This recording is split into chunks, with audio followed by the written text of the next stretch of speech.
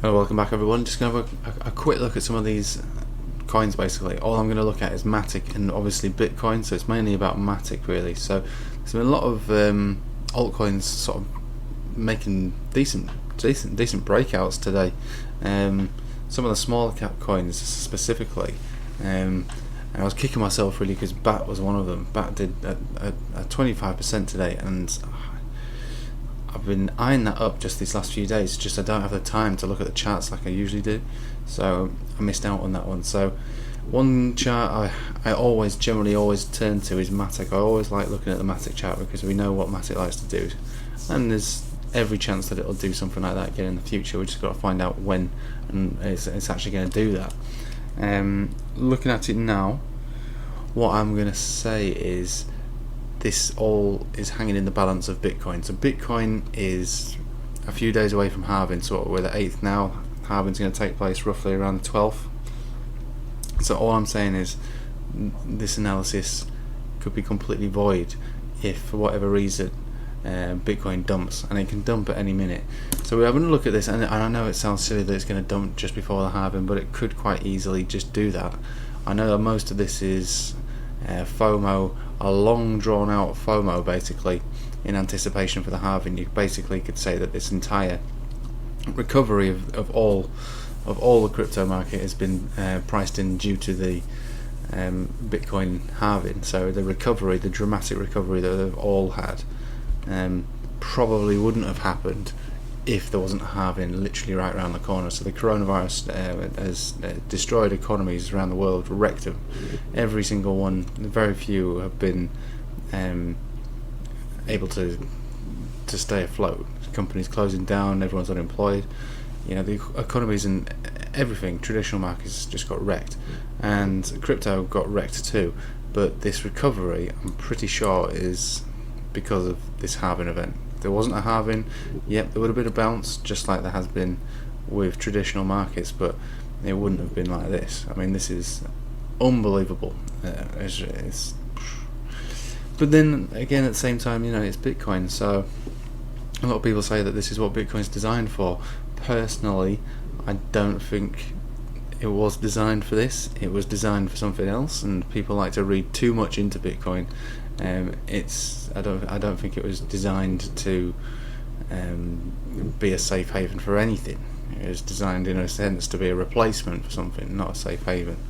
So let's have a look a bit closer. So Bitcoin, the only reason I'm getting a little bit worried about this is that look at the stat, and I know that this is silly to say this, but the RSI is getting very high, and what I would say is that even buying anything with an RSI around this high, you'll have to be looking at doing a very, very tight stop loss, because the truth of the matter is that when something gets this high, generally it means that it's reaching a peak and it will come down at some point relatively soon. It doesn't mean that it can't continue to go up, and it doesn't mean that we can't have multi-$1,000 moves to the up either, especially given the fundamental reasons that everyone's putting their money into Bitcoin right now.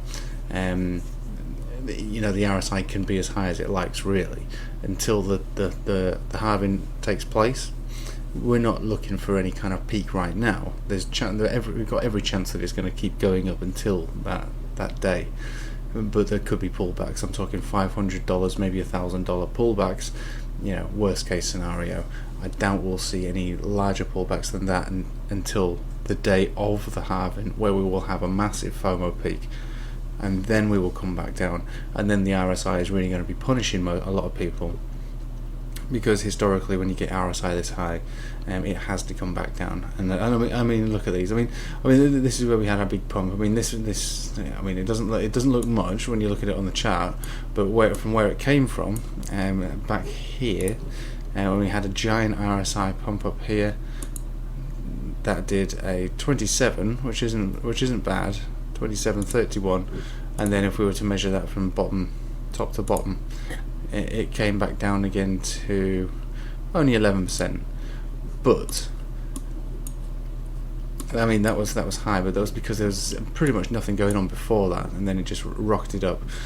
The RSI brought it back down again here. It's a quite significant drop on this one, when we had a high RSI level. Well, it was high all this time here. We still rocketed up a little bit further, but from top to bottom, 17%. Fair enough, fair enough.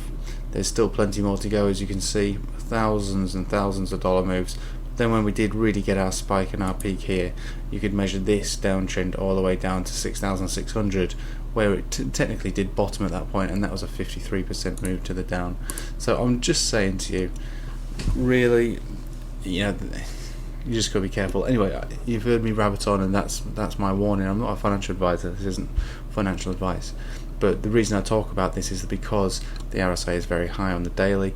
Yes, there can be multi-$1,000 moves to the up from here. Definitely, it's not a problem. But to the downside, it's likely to bring maybe a prolonged downtrend, or at least for a month or two, to try and reset that. But that doesn't mean that we can't reach areas such as 12, 14, 16, maybe even $20,000 Bitcoin. I'm not saying that's going to happen. I'm just saying the RSI doesn't tell you that it's stopping here. It just tells you that it's getting pretty dangerous. That's all I'm saying. So let's move on to Matic. So, like I say, we're in a dangerous situation. There is a giant pullback is going to happen, and when you look at coins like Matic, they make bigger moves to the up, they make bigger moves to the down, and the down is going to be dictated by Bitcoin. At the moment, Satoshis are being annihilated as well by Bitcoin's strength. So you've got that working against us. Obviously, we're playing out a death cross here on the Satoshi value with Bitcoin. Doesn't look like that wants to reverse at any point soon, especially given the current strength of Bitcoin. What it would take would be a massive and prolonged Matic pump, or a Matic pump with a downtrend of Bitcoin. So the Satoshi chart doesn't look great on the daily. On the 12-hourly, it looks equally as bad, maybe a little bit better, but to be honest with you, the last I suppose the last week has started to look a little bit worse. So we had our death cross here, fine, that's fair enough. The gap started to fill a little bit, get a little closer when you had these little rallies here, but it's not looking great. It doesn't look like it wants to make any kind of cross anytime soon. I imagine the 4-hourly looks pretty bad too. Yeah, in fact, just today we've got a death cross here on the 4-hourly chart, which obviously isn't good. So that's running against us. So it doesn't mean that Matic can't pump, because when you look at the tether value, the tether chart looks great. You know, we've been pumping all the way from this level here. Obviously, it's done better than Bitcoin in its recovery. That's almost a 200% move to the up from its bottom to its top. So that is better than Bitcoin, definitely. Does it mean that it's stronger? Not really. Just definitely it does mean that it's more volatile, which means that it can come down quite dramatically. So what are we looking at here on the 4-hourly? We had our golden cross here. Get off. Our golden cross here. So this has basically been playing out ever since and going from strength to strength. Let's move it to a different time frame, and what we've noticed here on the 12-hourly is that we're basically having our cross now. Literally on this candlestick right now, we're having our golden cross on the 12-hourly, suggesting that there probably would be a bit more of a pump to go. When we're looking at the MACD, that looks like it wants to. It's not done it yet, but it looks like it wants to have a positive cross to the up.